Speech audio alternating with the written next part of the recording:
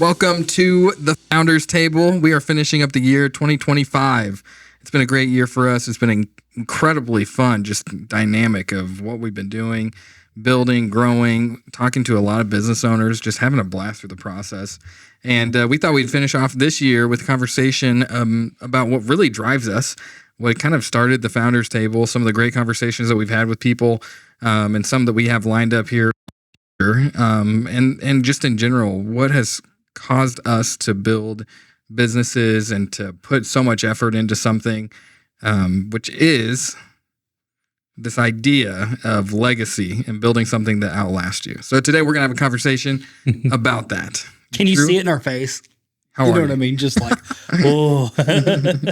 No, it's been a great year. It's been super fun. We've built a lot. We've grown a lot. We've got multiple businesses that we've been doing stuff with. And man, I just look back in the last, it's like a vacuum, dude. Like the end of the year is just, the time has just been sucked away. It's nuts. Oh, crazy. Yeah. This week we've been kind of looking through our numbers of what we did this year through Rise, through Selfast, by Elevate, through Elevate Real Estate Group.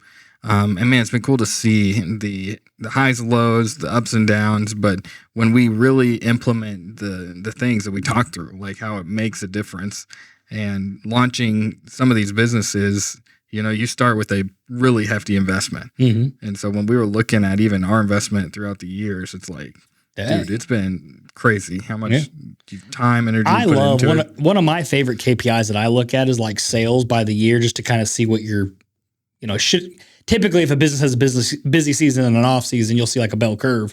And it's so funny because, the real estate bell curve, slow in the winter, high in the spring, summer, and whatever. And ours this year was just completely... It was literally the opposite. The opposite. But that's economy and market and, you know what I mean, and new and growing and things like that. But I'm excited. We're hitting monumental goals. I mean, we're going to have a 6-figure month in February already. And we're not even, we're still setting houses in there. So, there's a lot of agents don't make that in a year, let alone 1 month. So, just seeing already what's coming down the pipeline and then saying, this will really start looking better in 2, 3, 4 years from now, when you could say like, okay, January is going to be 8% of our annual revenue.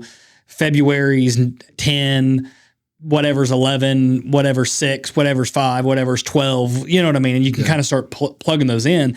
And then you start looking and saying, oh, wow, the first 2 months are already trending 10% higher than the last. You can kind of get some projections off where you are.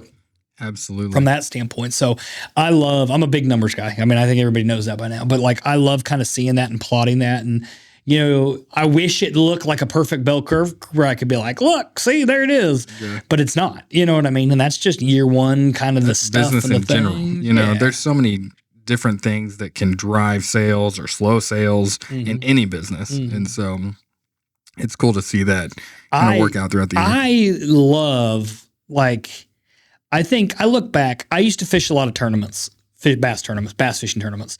And I look back at some of my favorite events that I fished all over the country, and there's like a key decision made. Like, I haven't caught a fish all day, and then I said, I'm going to put down this lure and rod, and I'm going to turn on the boat, and I'm going to go 20 miles that way, and you just scrap it and start over, and then boom, you catch a big bag, big heavy weight of fish, and you do really well in the tournament.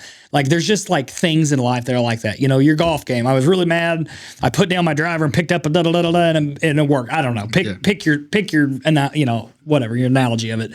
But like, I loved this year in Elevate how we looked at like April, May, June, and we looked at the economy and we just said, you know what? We're going to lean in. We're just going to go plant a bunch of seeds for next year.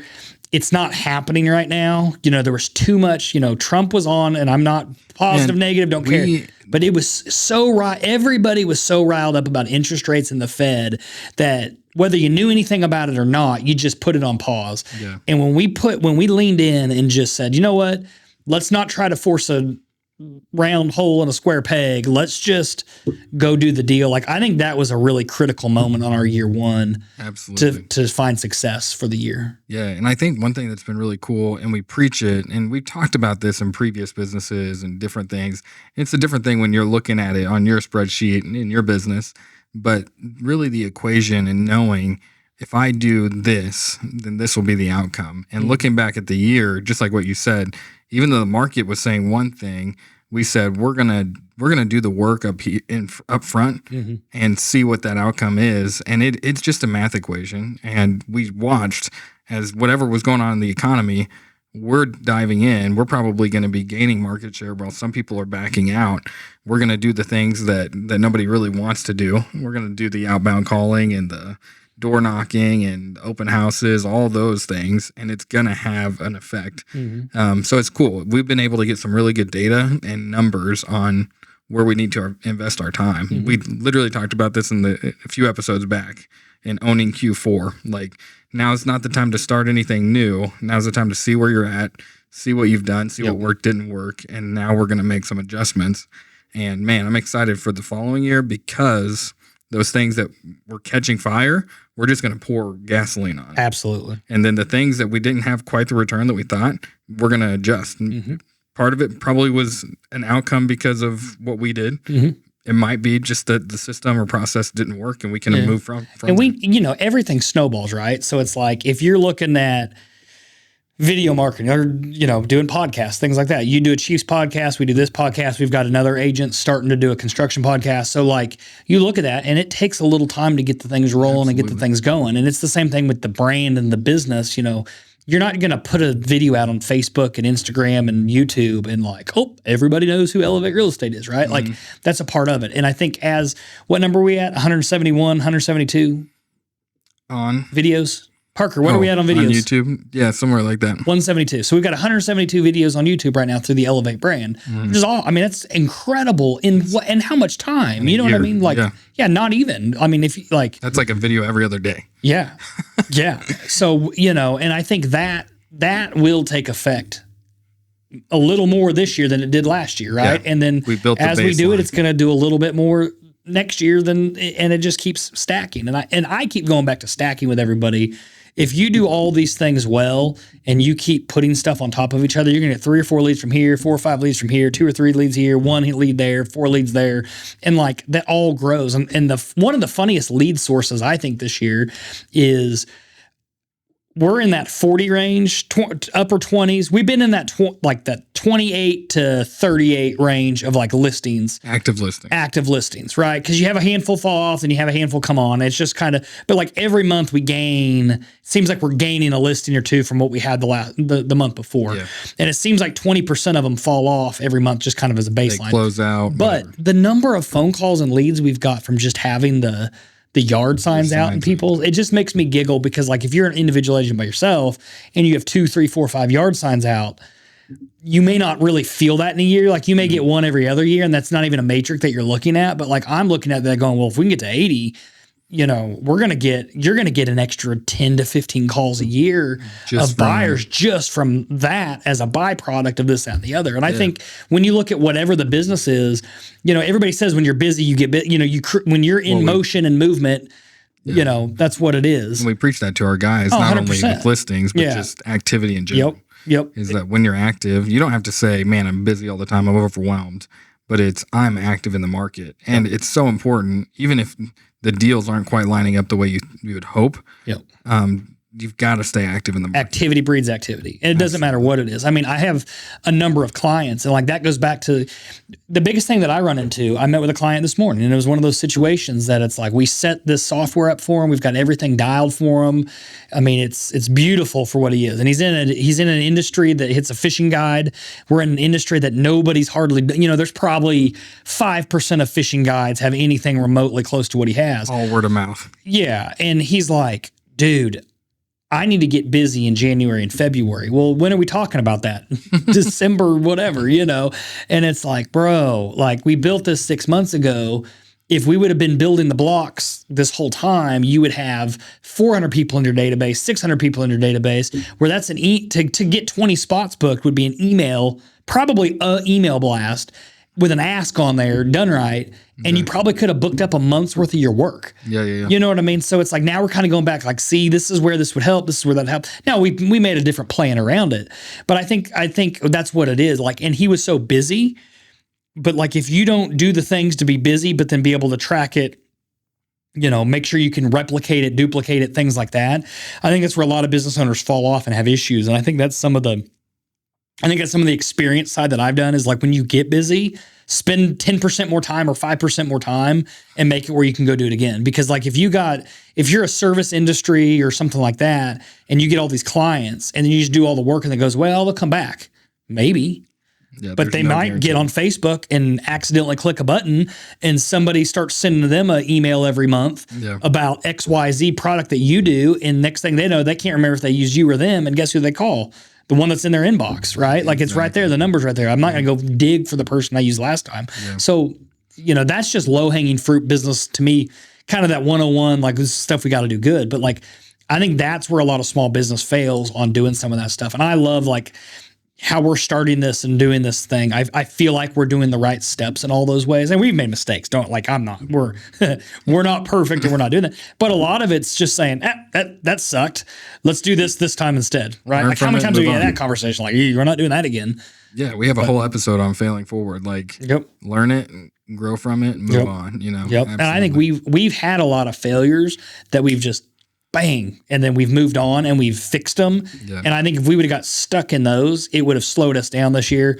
I think, using the systems that we have and the tools to get a hold of people, I think snowballing the marketing side, like to me, this whole year's been a win overall, just to see everything that's happened and the baseline where we're at, things like that. And I'm super excited for next year rolling into it. Yeah, absolutely. And real estate, I mean, there's so much competition. It's so important to differentiate ourselves. And so just in general, looking back at the year, talking about activity and being busy, we've launched a few of these businesses, and between working with clients on Rise, with real estate, with investors, bringing on agents, building businesses, there's a lot. Our days can kind of look crazy. Mm-hmm. One thing I think that I look back at the year and I'm excited about is that we've been able to balance might not be the best word, but we've been intentional about being present, like with our families through it. Like we spend a ton of time, energy, all the things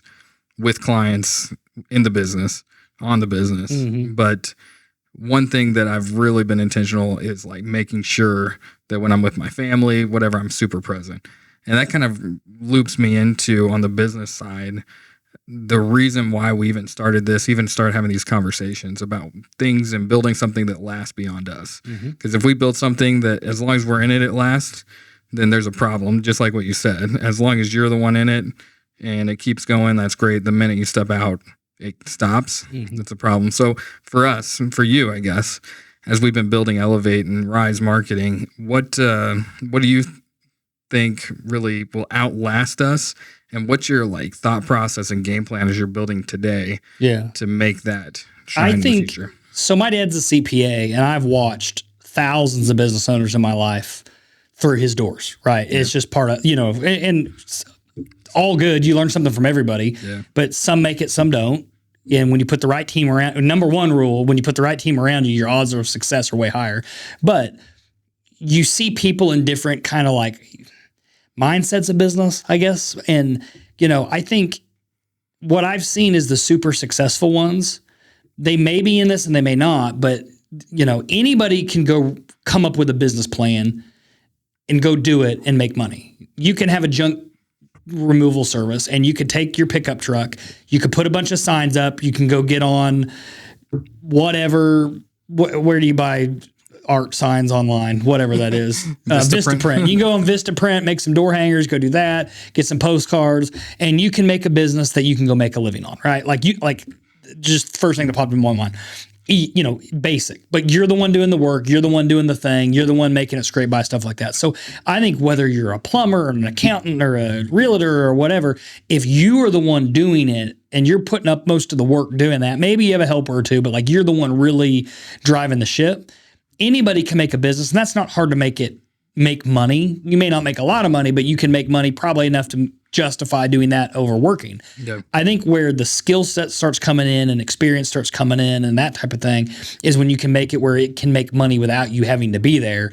That's when you start to win. So like that's to me, like when I say stuff's like above the line or below the line, like anybody for the most part, and I don't mean to sound rude, but like you can figure out a scheme to make some money and not have to have a job if that's what you're doing. Entrepreneur mindset, 100%. you can make it happen. But when you want to start getting better is when you start getting above the line and figuring out how do I do this? And then how do I get people underneath me to do this to make money and do things where I don't have to be there all the time? And I've watched and I've been a part of and I've owned and I've started and we've sold enough businesses to kind of have the idea of when I start doing this, there's certain building blocks. I want to have a really good manager. I want to have some people that really know the industry. I want to have some just good hustle worker, soldier people that just get it done no matter what it takes. If you get those right people together, you can build those businesses that do that.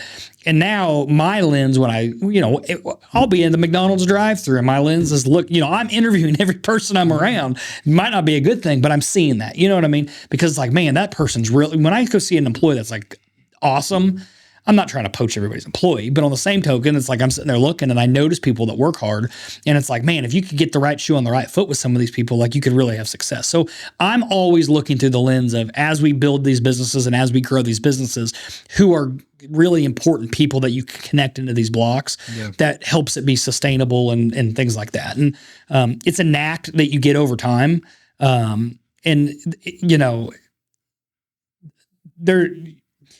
It's still work. You can get out of work. I'm not saying to do this to get out of work. That's not the point. You're doing this to get the right people on the right foot so then you could take your time and go use that, whether that's at higher level stuff, whether that's going and talking to people, getting more clients. Exactly. It's opening up your time to go do things that you need to do, not just go hide. Because any business without leadership, that's not going to work. That's not long term. That's not long term. Yeah. So I think when you get the right pieces and the puzzle pieces all set together, I think that's a big thing. So I think kind of back to your question, how are you building this long term? I think there's a great beauty of if Stefan Bunch walked away from Elevate for 3 days, what would happen? Would people continue on? Would jobs get done? Would the guys throw a party and not call a single person? You know what I mean? What would happen, right?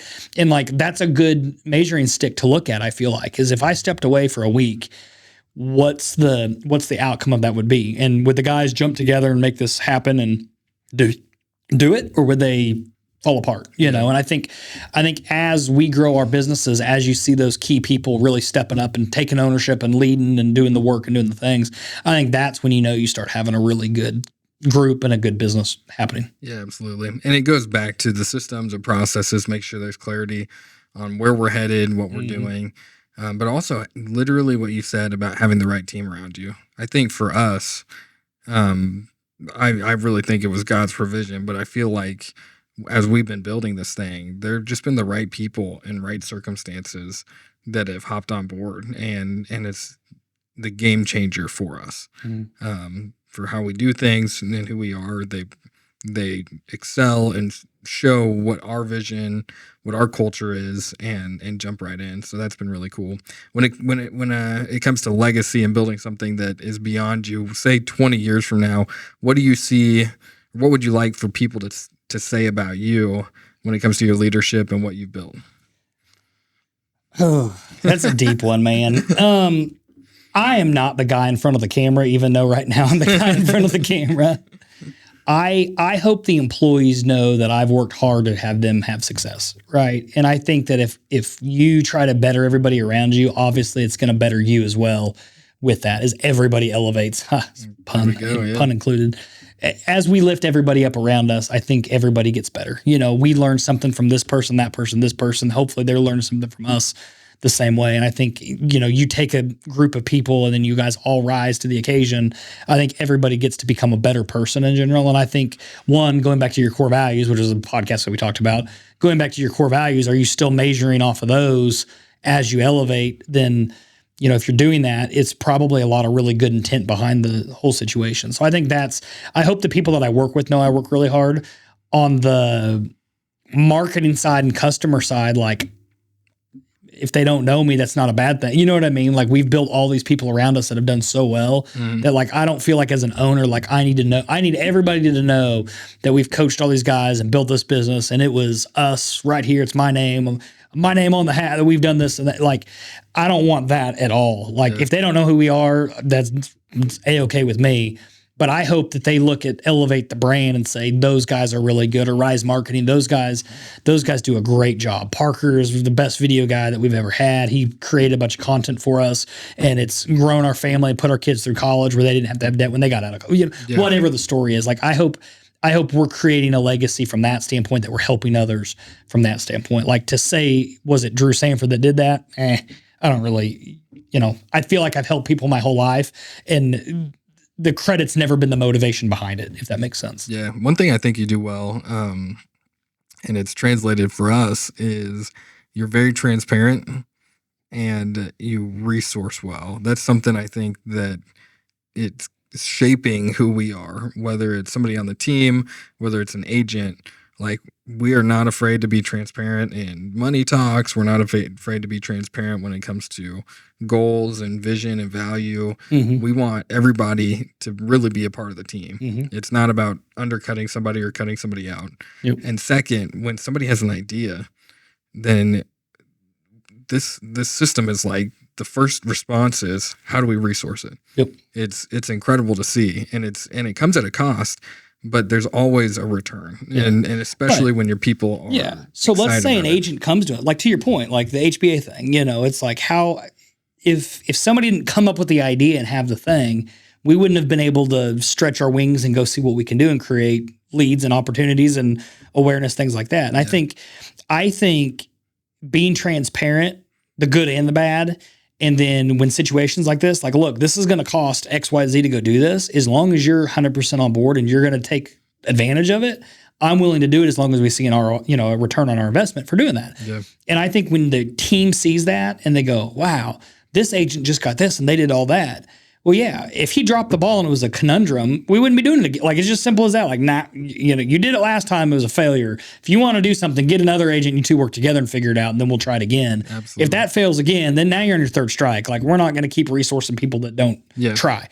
But so far, everybody cares, right? And like, I think in today's day and age versus 10 years, 20, 30, 40 years ago, I think 40 years ago, nobody knew nothing. Like, it was the owner and the VP that knew something. And then, like, they hid stuff from this person who hid stuff from that person, and then all of a sudden you have this whole demographic, this whole organization that nobody kind of. And I don't think, where I hear people are like, oh, these young kids don't work like they can get any information on their phone in 8.2 seconds. You can go to ChatGPT and find out 90% of what you want to know fast. And if you're at a business that you have no transparency and no clarity, most people today, if they don't know the why behind it, they're not going to do it or be a part of it or buy in. Or when they see an opportunity somewhere else and it makes more sense to them, they're going to go where they're emotionally attached from that standpoint. If we're transparent with people and, hey, we're in a bind, we're in a grow startup year, we're investing a lot of personal money in this, trying to get it going, Dude, it makes it to where the good conversations, they can see where we're at, positive, negative, neutral, whatever. But then on hard conversations, with us being transparent throughout, they know exactly where we stand. And it makes the conversation a lot more clear, a lot more trusting of like, hey, this is for the betterment of you, for the betterment of the company. And it makes a world of difference. So. Well, I mean, it's like us. We have a certain number of houses. Like, if we sell this many houses a month, not you, but if the other agents sell this many houses a month, that's our nut that we need to try to get to, so I can pump in X dollars of advertising. So we can do this to get you more sales. And like, having those conversations where it goes back, all I'm doing is we're just putting the onus back on them. Look, guys, you need to get XYZ number of houses, because when you do that, I'm going to reinvest that money back in you. And guess what's going to happen? You're going to sell more houses. So like, when we can do that, that's great. Now, at some point, if you're making so much money that they see it and they're going, well, I'm doing all this work and he's making all that money, I want a piece of that pie. This is crap. I'm leaving. That's a possibility that could happen. And if you're not justifying what you're doing, where the money's going, how it helps them, what it does for the company, where the reinvestment is, what's the next step, painting the picture for them, why you want to be a part of this, blah, blah, blah, like, it's a problem. So again, if you kind of recluse and like, don't tell anybody what's going on, and all they see is a bunch of money come in and nothing go out, it's easy to make your own conclusions. You can make your own conclusions. Even if it's not the correct conclusion. And no offense to employees, but like, when they concoct an idea in their head, like, oh, he's driving around in a Ferrari and no, I'm in my beater truck trying to make it to do, you know what I mean? Like, but the idea gets bigger and bigger and bigger. And a lot of it's not based on fact. It's based on emotions and what they feel. And I think when you have those real conversations about what's going on, then you get people to jump on board. You see who the ones that are really committed are, the ones that want to kind of backfill and help. Like, hey, I know we're tough this month. Is there something I can do? I know we're having a great month. Is there something I can do? What do we got to do to keep it up like this? And then those, and what I'm looking for is those conversations, because like, man, dude, we got somebody that wants to, in the tougher months, they were willing to step up. In the better months, they're willing to step up. They have higher level conversations with you. Yeah. Well, you just identified the next manager, team leader, appointed position, whatever that is, because it's something I always say, like, you don't have to be like, we can train you to do the job. I can't teach you work ethic. Mm-hmm. I can't teach you how to work hard. I can't teach you how to have good intentions. I can't teach you how to be moral and ethical. But if you are, I can teach you how to sell a widget. I can teach you how to program blah, blah, blah. Yeah. I can teach you how to deliver propane. I can teach you how to weld. I can teach you how to plumb. I could teach you accounting. Like, that's all a teachable thing. So to me, all this transparency shows the next person up and helps you stack, and then you stack, and then you stack. And now that business was here, next year, hopefully it's here. The year after that, it's going to be here, and you're just going to keep growing. And back to your organization, things like that of the business, if you do a good job of that, well, now all of a sudden we've got forms, we've got SOPs, we've got all the stuff, and that training doesn't become that hard to place the new person in. Scaling doesn't become that hard because you've done the work on the first half to do it, where the next person, the next man up, next person up, it's not a thing. We've already got all the stuff there. So that's to me how you're building that legacy, and you're building that longevity, and you're building the business. And then obviously when you fail fast, figure it out, pivot, and move on. Jump back up. Yeah. I think also having a vision that's big enough for everybody to see their role and seeing what they want in life, being able to be accomplished in that vision. Mm-hmm. That means when you take a step up in business, it's not that it's a rat race, but it's on us to make sure that we're pushing to create that vision for the next step. Mm-hmm. Instead of just becoming stagnant with being happy with where we're at. We've got to make sure that our vision is big enough for everyone in the organization to see where they're headed as well, and give that opportunity. So. And that's about a 5 episode unpacking in a way, but no, you're spot on. And I think, and that goes back to the transparency side, because I think a lot of people never see the big picture. Like, I'm at this job and I make X dollars. I'm going to be at this job for the rest of my life. Well, that's not good. And I don't think the number one motivation for most employees is money. I think it's fulfillment. It's knowing that there's a cause behind it. It's liking the people you're around, the vision of what the whole company is, blah, blah, blah. I think all that adds up. They're all different boxes, and every one of them has a number, and like, this is the value of what I do in life. I think you can make a bunch of money and be very unfulfilled, and you're not very happy, right? Like, we all know that guy. Yeah. Same situation. You look at a teacher and they love their life, or a pastor, and they don't really make much money to back it up, but they're the happiest person you've ever met, right? Yeah. So like, I think that's where in business as leaders and owners, I'm not saying you want to screw people to make them feel good, but like, there's definitely a happy medium. Like, maybe monetary money isn't what you can do, but if it's time, if it's volunteering, if it's having a company picnic, if it's showing up to impact. 100%. I think that we've done a really good job this year of not being focused on short-term goals and being laser focused on long-term. We call it don't miss the forest for the trees, essentially. Like, there's things right in front of you, and if you take the short-term path, you're going to be like 99% of other people who go that direction. But if you can just stay focused on the long-term, the payout, the reward is so much greater. Mm-hmm. How have you been able to keep that mindset of, even in the short term, where, running a business is a sticky situation. A lot of times there's a lot of areas where you're not 100% confident, and there are short-term outs that might delay growth, might push something further. How do you keep the mindset to stay longer? I think it's all situational, but I also think there's a level of experience. Like, and I've said this from day one on this podcast, business is A plus B equals C. And I think if it's your first business and you're literally scared to death, like, I'm not going to make payroll next week, I just got to do this. It just is what it is. Like, it's hard to start thinking up higher. But I think as you're in business a couple more years, one, and this is something I've learned more recently with this is, God does want to see you succeed at what you're doing and the effort that you're putting out. And it's funny, like every time this year that it's like, we're about to dump a bunch of money in this and pull it out of wherever, savings or whatever. And then boom, something something happens and it makes it happen. So, I mean, I think there's definitely a level of, you got to trust God and you got to know that it's there. You have a skill set, you have talent, use it, with the business. If that means you're a plumber, go freaking do that plumbing as best you can do it and then work yourself out of it, right? If there's a short-sighted thing, like, sometimes you got to go that route, sometimes you don't. I think for me, I've done the wrong things 100 times and I've done the right things a couple times. And I think as you do that, you go, that was wrong, that was wrong, that was wrong, that was wrong, how I handled this was wrong. And then you just learn from that standpoint. So I think it's just trial and error. And I think it's hard. It's hard. Being a business owner is hard. Like it's a whole other level of hard in your life. And it's like starting over with a new kid. There's a lot of weird stresses that you don't see every day. You would never add up before you do this.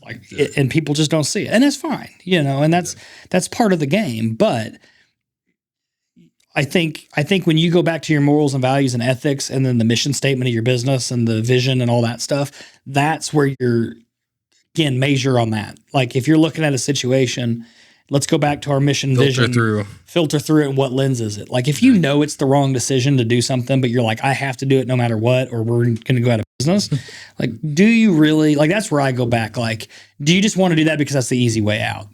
So it's like sometimes you just got to bite the bullet and be like, that's not the right thing. I'm going down this path. Sometimes it's, if I got to go pick up a job or a side job or go mow some yards, or I got to go help somebody to make some cash. My friend's got a business that I can go help with to keep this thing rolling. Well, it sucks, but pony up. You know what I mean? It just is what it is. So I think it depends on what the situation is. But I think from a strategic level, if you're looking at your nose and what's happening this week and next week, you're probably going to have problems. And if you're having issues where like, I don't know if I can make it this week, and I don't know that I have AR coming in or deals coming in down the future, like you got to start looking further. I mean, you look at Formula One drivers when they race their cars, they've done the eye studies and all the stuff. Those guys are looking the greatest drivers on earth. They are looking so far ahead. It's unbelievable from where they actually are driving. They're not looking down here. They're looking at the horizon and they're using their peripherals. It's no different in business. You need to be looking at the horizon, where you want to be, what you want to do. And if that's my goal, what do I have to do? How do I work backwards with math to do that stuff? And if you're doing that stuff for next month and the month after and the month after, because you're looking at the horizon and that's coming back, all the other little hits you're taking, those start falling away quicker than you would think by just keeping your eye on that long-term vision and goal. And I think that's something that, yes, that's an analogy, but I think if you talk to any successful business person, they're going to say, yeah, I cleaned the toilets, did this, did that, did this, that, and the other to get started. I had this, all my money in, everything I had was invested. I cashed out this to make this work and blah, blah, blah, blah, blah. But they had a clear, concise goal that they were looking at the future of how they were doing it. And they were doing those things every single day. And I think doing those things every single day. I mean, I've preached consistency to all the guys on the sales side. I'm trying to get everybody to think, my goal this year is to have a quarter. I want to be on marketing. I want to be a quarter ahead on everything that I'm doing. I mainly do the marketing. So I want to make sure I'm looking at Q1 is pretty much locked down with what we're doing. So I'm going to be focusing on Q1 during Q2 and try to stay a quarter ahead. I would love to get a year ahead. I don't know if that's realistic, and it's not because it's like, oh, I want to do blah, blah, blah. It's because I literally want it to be, I want to know what we're doing, go back, measure it, check it, and then apply changes that are coming up, but then look in the future for how we're going to tweak stuff better and then make sure we don't get behind stuff. So that's a long rambling answer to your question, but I think there's some good content there. Yeah. Seeing the bigger picture. I think also for me, it's that it's impossible to be perfect on every little detail. And so being okay with that. Mm-hmm. And there's certain details, certain things that you have to be 100% on. That's why we have compliance and make sure everything, we've got people looking at everything. But there are going to be mistakes. There's going to be things when it comes to marketing. It's going to be things when it comes to processes that you're going to learn and grow through employees, team members, and onboarding, all the things. And if you are so focused on every little thing being perfect, you're going to be so hindered to actually get things done. You're going to spend way too much time on small and my dad's always said this. It's not how you handle it in the good times, it's how you handle it in the bad times. Yeah. And I look back at all the businesses and some of our best customers, man, we foobarred them so bad with something. And that's what made them our best customer, because you go through, like, literally, I talked to my wife today. She's like, we built 3 units for somebody, and we had a pump go bad. And these pumps are like 10 grand. I don't know what they cost a piece, but they're like 10 grand a piece. No questions asked. She just overnighted them a brand new one. Just take it, put it on. It's wintertime. You're in a bind, blah, blah, blah. That guy called back and he's like, I can't believe you did that. He goes, that's just unbelievable. You gained a customer for life. Like, something bad happened. Something broke. You did the right thing. You'll have to, in her case, she's going to have to kind of eat that. It won't really be a warranty claim, I think, at that point, but they'll rebuild that pump and they'll sell it at a discount. So, whatever that is, but they ate a cost to do it, to make it right. But they did whatever they could to make that right for that customer to do that. Yeah. And it's like, it doesn't matter if that's a house, whether that's a plumber, whether that's a propane bobtail builder, whether that's you name it. Like, to me, the lens I look through when an error happens, we have an opportunity to show this customer why they used us. We forgot to put the pictures on the website, or we put the whatever wrong. I get the opportunity now to fix it, show it to them, have an extra conversation, make sure they're super duper happy. And hey, if you see any other issues like this, you let me know. You've always got my phone number. And now all of a sudden it went from, I didn't know if they were going to fix this or not, if they were going to be mad they texted me, to this dude's awesome. He did it within, he got it done within 24 hours or within 5 minutes or, whatever that was. And he said, if there's anything else they see, let me know. Like, it was just handled super pro. That's going to get told. That story will get told as a repeat to somebody else. What's the saying in business? You do one thing good for somebody, they tell no people. You do one thing bad, they tell 10. Like, that's where you actually start conversations with that. Is, man, I had an issue with my realtor, but man, they fixed this, and that, and they were just so awesome about it. Like, it's a testimonial for you now. So I love errors. Sounds bad. I mean, of course, it'd be great to not make any, but like, every error is a huge opportunity to gain a customer for life, because our best customers, period, have came from errors. Yeah, exactly right. Well, hey, thank you for joining us for the Founders Table. This time, we're ending out 2025. If you have a business and you are legacy minded, we would love to have a conversation. Reach out to us. We'd love to have a conversation over coffee, maybe have a conversation on camera, but it would be amazing to connect and to talk with other business owners. Maybe we can help each other out as well. So join us next time. We'll see you soon.